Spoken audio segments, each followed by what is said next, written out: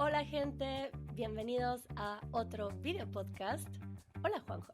Hola, ¿qué onda a todos? Me gusta que ahora tu forma de decir hola suena muy catalana. Pero bueno, estoy muy contenta porque es la primera vez que grabamos un video podcast juntos, ¿cierto? Es verdad. Soy, como dicen, primera vez que participo, pero tiene tiempo que soy escucha. Claro, para quienes no saben, Juanjo es quien edita todos los episodios de podcast de Easy Spanish, entonces es el primero que escucha todo lo que decimos hasta lo que decimos que no queda en el podcast. Así es, así Mm. es. Recuerden que esto, al ser un video podcast, pueden elegir vernos mientras lo escuchan en YouTube o solamente escuchar el audio a través de easyspanish.fm o en su plataforma de podcast favorita. Y bueno, el tema de hoy. El tema de hoy es el slang, la jerga. Me gusta hablar de esto contigo, Juanjo, porque creo que a ti te gusta mucho. Podría decirse que es mi tema favorito quizá en el idioma en general. Pero ¿por qué te gusta tanto, Juanjo? Bueno, para empezar, me gusta cuando yo la uso porque me hace pensar o recordar en mis amigos, en cuando yo iba a la escuela y quizá en el recreo jugábamos o en general estar con mis amigos. Y la otra porción un poco más nueva, digamos, es que me di cuenta cuando fue la escuela de Easy Spanish en Barcelona, me di cuenta que la gente o las personas de allá notaban bastante rápido de dónde era si utilizaba jerga. Es decir, si yo digo chido, las personas van a saber que soy mexicano muy rápido. Y eso me encanta.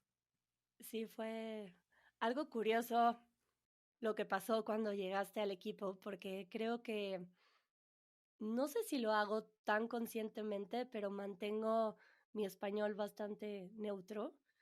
También hay mucha gente que me dice que ya tengo otras influencias en mi español que no solo son mexicanas, pero cuando llegaste tú al equipo, empecé a decir más expresiones mexicanas porque es algo interesante lo que sucede con el idioma, porque lo que queremos es pertenecer, sentirnos entendidos. Entonces, cuando estoy con gente que no es de México, siento que no digo tantas cosas de México, pero cuando estás tú en el grupo, florecen. Sí lo he notado. O sea, desde, no sé, el mismo David o personas del equipo hasta los alumnos me dicen, oye, pero como que el español de Pau y el tuyo no son el mismo. A Pau sí le entiendo y a ti no. De, de hecho, hoy tuve sesión de conversación y me pidieron, por favor, que hoy hablara muy claro y muy lento. Y afortunadamente también vamos a poder conocer un par de expresiones que utilizo. Entonces estoy muy emocionado de que se me va a poder entender un poquito más. O sea, que vamos a poder hablar de esto en este podcast. ¿A eso te refieres? Sí, ¿no? Hablemos un poquitín de estas expresiones. Bueno, ya hemos grabado un par de episodios juntos. Hemos grabado algunos videos en YouTube y un podcast de expresiones y frases hechas de México. Y bueno, en Easy Spanish nos gusta mostrar mucho esta parte del lenguaje porque nos parece que es esencial para entender conversaciones de la vida cotidiana. Cuando hacemos las entrevistas, esto que se le llama jerga está integrado en todas las pláticas, siempre sale algo. Entonces, pues nos gusta hablar de estas cosas para que sea más fácil para ustedes entender las conversaciones cuando, por ejemplo, visitan México. Nos encantaría mostrar español de otros países, pero por el momento mostramos México y España. Me gustaría saber cuál es tu opinión respecto a este aspecto que tiene la jerga acerca de la pertenencia, sea la pertenencia a un lugar o a la cultura.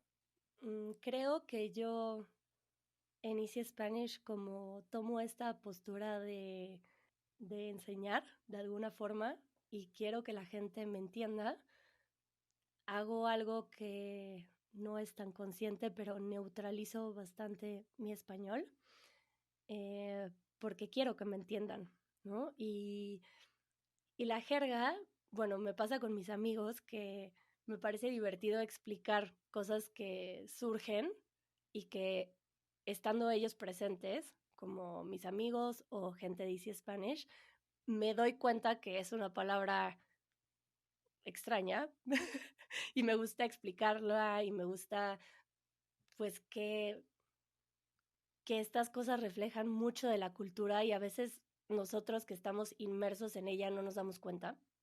Entonces, pues creo que es como, yo lo veo como un código cultural que a veces para nosotros es incluso difícil explicar por qué decimos las cosas, porque simplemente las decimos y sabemos en qué momento funcionan, pero explicarlas es más difícil. Es verdad, es verdad. Hay veces donde me dicen, Juanjo, ¿qué significa, por decir algo como chale? Y yo como, ay, hombre, pues te digo como qué siento cuando la digo quizá, pero ya de ahí explicar un poco más. Es verdad que a veces es difícil. Oye, pero también, ¿qué me dices? Digo, pensando en alguien que está aprendiendo un idioma, en este caso obviamente español, ¿y qué me dices cuando empiezan como a meter slang o jerga, no solo de un país, sino empiezan como a hacer como esta como mezcla, ¿no? Claro que integrar estas palabras cuando estás aprendiendo es importante para entender las conversaciones, para sentirte más cerca de la cultura. Y alguna vez hablé con Harry en un podcast que se llamaba ¿Qué español aprender? Acerca de cómo se adoptan estas formas de hablar según la experiencia que tienes aprendiendo.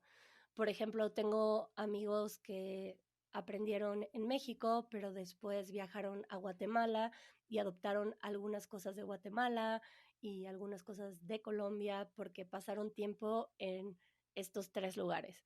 Y me imagino que muchas personas tienen esta experiencia de tomar algo de una cultura, tomar algo de otra cultura, pero creo que para adoptar estas palabras y estas expresiones se necesita tiempo, se necesita una inmersión cultural para que realmente entiendas mmm, esto de una forma orgánica, porque si las aprendes de memoria y luego aprendes otras palabras de otro lugar y quieres integrar de muchos lugares, va a ser difícil que te entiendan, por ejemplo, si estás en México y mezclas palabras de Guatemala, de Argentina, de Chile, de Colombia, porque en México no van a saber ubicar.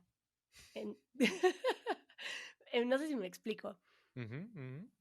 Sí, fíjate que, o sea, este fenómeno me parece algo que podría ocurrir incluso con alguien que ya conoce el idioma, pero es de otro país. Yo por mi parte también al viajar y demás sí procuro tener un oído bien abierto para ver qué expresiones utilizan, porque también me gusta sentirme parte como de las culturas que me gustan o los sitios donde visito. Nada más sí es verdad que hay que tener una perspectiva bien completa y bien abierta para también ver cómo se usa en esa cultura y tener una integración no solo apropiada, sino quizás no tan apresurada a una cultura. Y también, como dices, Pau, hay veces donde quizás si también estoy aprendiendo un idioma y estoy metiéndote acentos de diferentes países, quizás solo voy a hacer que lo que yo diga suene un poco más confuso. Entonces, como todo, ¿no? Yo veo el slang como condimento, como si fuera sal y pimienta, como utilizo un poquito, ¿no? A mí me gusta bastante condimentada mi comida, pero si me paso, pues va a ser demasiado. Y bueno, estos momentos en donde alguien que está aprendiendo español como ustedes eh, utilizan alguna palabra que es muy particular de México y que tal vez no estuvo en el lugar indicado. Son momentos muy simpáticos en donde siempre surge una conversación interesante, simpática, una interacción. Entonces, tampoco es que sea algo que tenga que ocasionarles miedo de probar, como en dónde funciona esa palabra, pero creo que toma tiempo. Entonces, mi recomendación sería que si vas a tomar una jerga específica, que sea porque te tomaste el tiempo de una inmersión cultural y que esto se queda impregnado en tu idioma nuevo, que es el español, como sucede para los que justamente hablamos español también, ¿no? Que suceda de una forma más natural, que pasaste tal vez 2 años en un país y tomaste estas cosas, entonces ya sabes utilizarlas y de esa forma es muy probable que te entiendan en la mayoría de los países que hablan español y si no, pues puedes contar una historia de cómo eso se dice en México, por ejemplo. También puedes contar cómo aprendiste la palabra, a quién te la enseñó. Y también creo que todo esto de la jerga habla de algo que a mí me parece muy, muy bonito, que también es la cotidianidad con la que hablamos. Es decir, el español es mi día a día, es tu día a día, Pau. Y cuando yo voy a una tiendita, a una tienda y de una manera muy casual compro un refresco, unas papas, una botana, pues voy a utilizar este lenguaje que a veces no es tan evidente como, Como tiendita. como tiendita. Y a veces no es tan evidente, ¿no crees? O sea, no es tan evidente como un chido, como un órale. Hay cosas un poco más sutiles. ¿Qué te parece si platicamos un poquito acerca de esta jerga sutil? Estoy pensando en este momento como en cuando acortamos las palabras un poquito. Sí, de pensar en estas fuentes de la jerga. Es muy curioso. Por ejemplo, que acortamos palabras, como dices. Sí, que yo creo que si no estás acostumbrada a escuchar estas cosas, tal vez ni las escuchas. Por ejemplo, cuando hacemos esto de decir, "ps", ¿no? En vez de pues, no, pues, ¿no? Y, y creo que si estás aprendiendo, a lo mejor no escuchas esto, pero para nosotros es muy normal decir, pues déjalo ahí, que viene de pues. ¿Qué otra palabra cortamos de esa forma? Ahorita se me ocurrió, además como un combo, como no más, pues no más. Que puedes decir no más, pero viene, creo que incluso como más como de nada más, ¿no? Como pues no más. O también pienso en... Espérame, mejor anotamos, espérame. Justo dijiste, hay que dejar esto porque dijiste, espérame. Esto era como algo que podía salir en behind the scenes, pero creo que deberíamos de dejarlo en este video porque le salió muy natural, que estaba diciendo, espérame tantito. Esto viene de espérame, pero es muy normal que nosotros digamos, espérame, espérame, como lo dijo Juanjo. Espérame, y además tantito, que también es Eh, slang. A veces donde es inevitable, de verdad. Es mm. inevitable. O como mazo, que decimos de más o menos. Es como, bueno, ¿cómo te fue? Mazo. Mazo. Suena muy raro si nada más lo dices así, pero viene de más o menos. Y hacemos mucho esto de transformar expresiones o palabras a algo más corto y que suenan muy diferente y se pueden perder ahí si no sabes el significado. Claro. Como también este saludo que siempre me pierdo en cómo escribir la manera corta, que es ¿qué hubo? ¿No? Que significa hola, básicamente. Y aquí decimos ¿qué hubo? O ¿qué hubo? Y me encanta decir ¿qué hubo? Es fantástico. No, a la fecha no sé bien cómo escribirlo, así que la chamita de transcripción aquí en los subtítulos va a estar bien padre, porque voy a aprender yo también. Como mi papá que dice, ¿qué huele? Me dice, ¿qué huele, chava? Está buenísimo. ¿Qué huele? ¿Qué huele, chavita? Pues, ¿qué onda? Pues hay varias fuentes de la jerga, está interesante esto, o cómo jugamos mucho con las palabras. esto lo hacemos mucho en México, que se juega con algo que suena parecido, pero que no tiene nada que ver y ahora toma ese significado. Como cuando dices, em, hace poco mi hermana me dijo bamba. Ella lo dice mucho.